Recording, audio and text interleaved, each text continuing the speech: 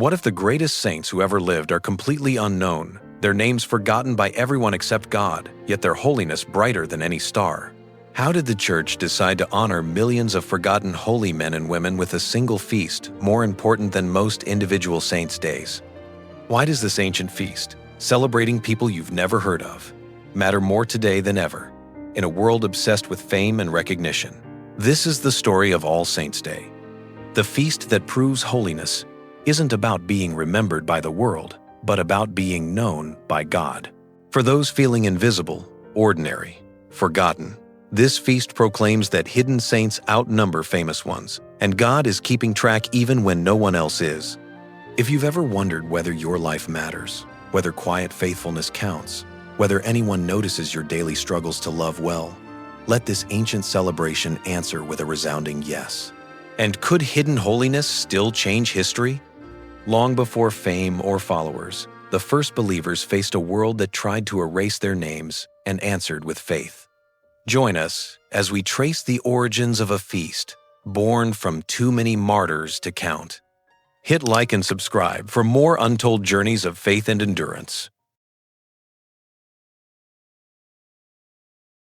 The early Christians kept careful records. When a believer died for Christ, the community marked the date, the place, the manner of death. On each anniversary, they gathered at the tomb to celebrate the Eucharist, to remember, to honor. It was personal, intimate, sacred. Each martyr had a name, a story, a day. But then came the great persecutions.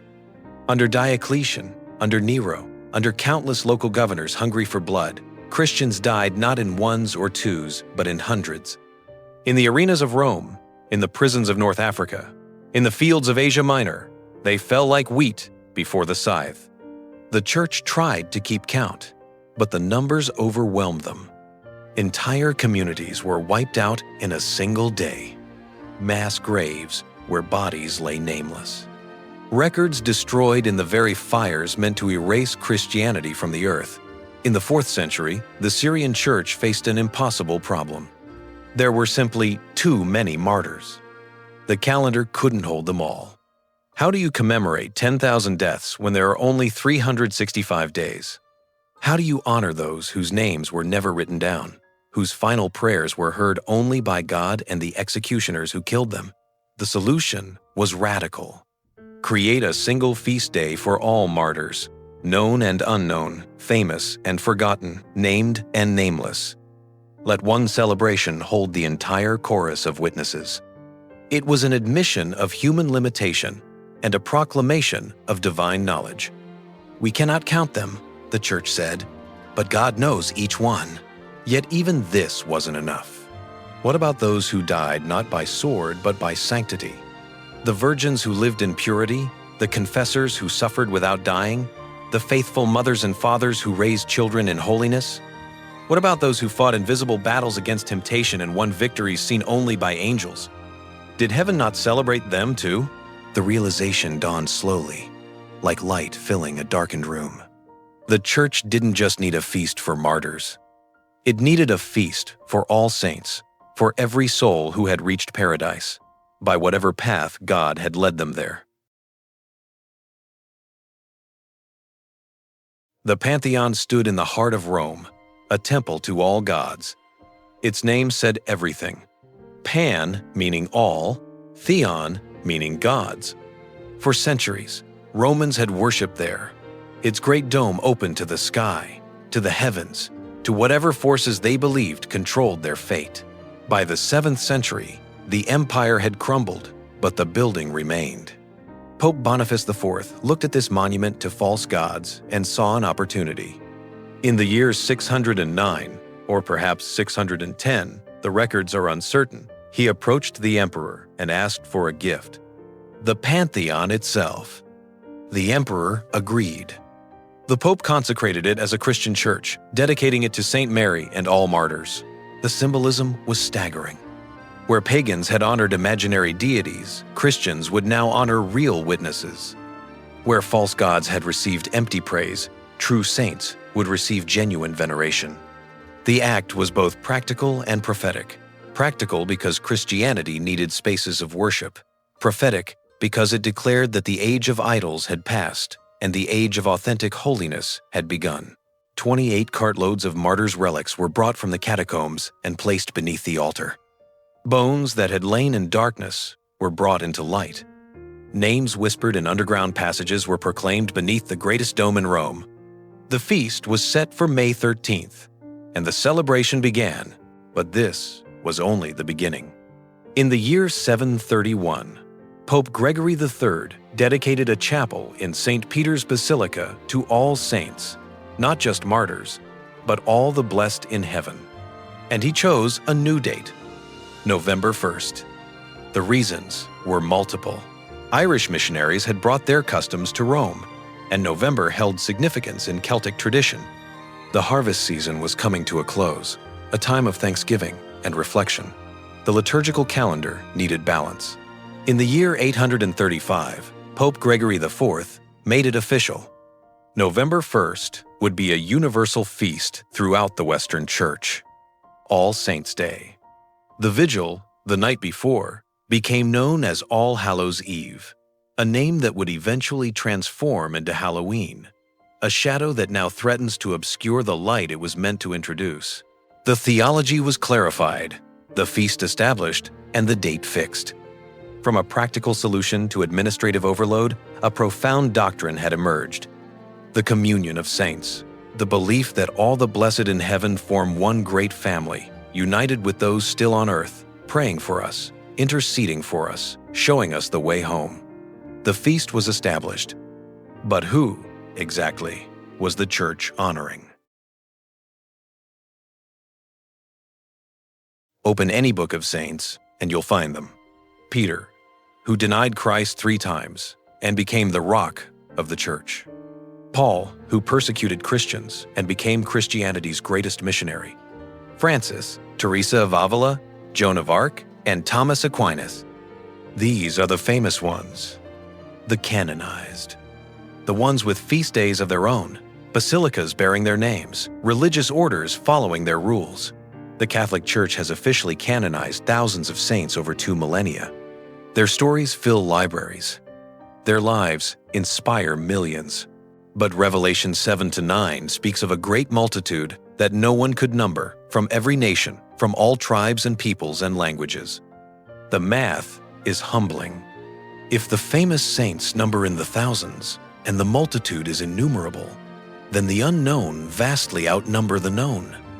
Heaven is populated primarily by people whose names you will never learn. Who are they? They are the first-century converts whose names appear in no gospel, no epistle, no history book. They heard Peter preach on Pentecost, believed, were baptized, and lived faithful lives that left no record except in God's memory. They are the medieval monks and nuns who prayed in cells for 50 years, copied manuscripts in silence, and died without anyone writing their biography. They are the mothers who prayed in silence, the fathers who worked and forgave, the martyrs whose names were never recorded but whose love was. The records from the Roman persecutions list numbers, not names. 49 Christians fed to the lions today. Behind each number was a face, a story, a soul who chose Christ over comfort, heaven over survival. Their names are written in the Lamb's Book of Life, even if they're missing from ours. This is the theological revolution at the heart of All Saints' Day. Holiness is not about recognition, but about reality. Heaven doesn't require earthly acclaim. God keeps perfect records when humans forget. The Second Vatican Council proclaimed the universal call to holiness. Every baptized person is called to become a saint. Not some. Not the spiritually gifted. Everyone. You don't need to be extraordinary. Saint Therese of Lisieux called it the little way, small acts done with great love. Hidden holiness counts more than public piety. Your name unknown on earth? Scripture promises it's written in heaven, Luke 10:20. And that's the only registry that matters for eternity.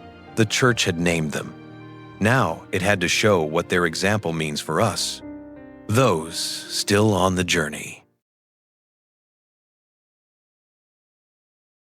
The doctrine has a name. The communion of saints. It means the church exists in three states simultaneously: the church triumphant in heaven, the church suffering in purgatory, and the church militant on earth. Three states but one church, united in Christ, connected by bonds stronger than death. At every Mass, we join the saints in heaven, the same worship, the same Christ, the same love. The Beatitudes describe them and invite us to become like them: poor in spirit, meek, merciful, pure in heart.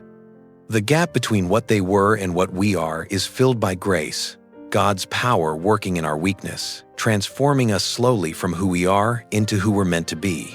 They were like us. Peter's denial teaches us that failure isn't final.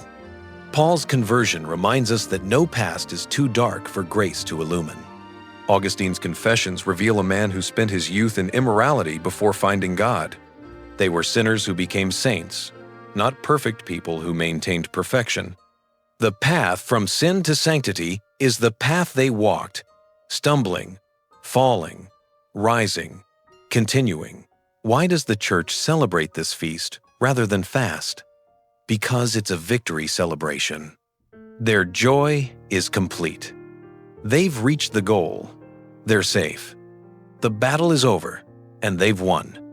We don't mourn them, we rejoice with them. Our joy is anticipatory, hopeful, looking forward to the day when we'll join them. But the feast confronts modern challenges. Materialism says this life is all there is. The feast proclaims otherwise. There's more, infinitely more. Individualism says you don't need others' prayers. The feast insists we're connected, part of a family that spans heaven and earth. Complacency says, I'm not that bad, I'll probably be fine. The feast calls us not to goodness, but to greatness, to holiness, not mediocrity. The hope this feast offers is threefold. For the discouraged, it's proof that holiness is possible. If they made it, so can you. For the grieving, it's the possibility that your loved ones are perhaps among that great multitude. For the doubting, it's the witness of innumerable souls who staked their lives on Christianity's claims and weren't disappointed. The church explained the feast. Now comes the personal question: will you join them? Your baptism was your enrollment. In that moment, you were incorporated into Christ, given the grace of sanctification, and called to become a saint. Not as an optional add-on to Christianity, but as the core vocation of every baptized person. Every Christian is called to holiness. Not some, not the spiritually elite. Everyone. The path looks different depending on your state in life. If you're married, holiness comes through loving your spouse even when it's hard, raising children faithfully even when you're exhausted. If you're single, it comes through service, prayer, and availability to God's prompting. If you're suffering, it comes through union with Christ's cross. If you're ordinary, and most of us are, it comes through faithfulness in small things, day after day, year after year. The requirements aren't perfection, but direction. The saints sinned, but they repented. They didn't have extraordinary gifts, but they used faithfully what they'd been given. The heroism of getting up when you don't want to, of speaking kindly when you're angry, of praying when you feel nothing, of forgiving when you've been wronged, of continuing when you're tired. The obstacles are real. Sin is the obvious one, but confession is the path back. More dangerous is lukewarmness, the good enough mentality. Never quite saying no to God, but never quite saying yes either. The saints chose. They decided. They went all in.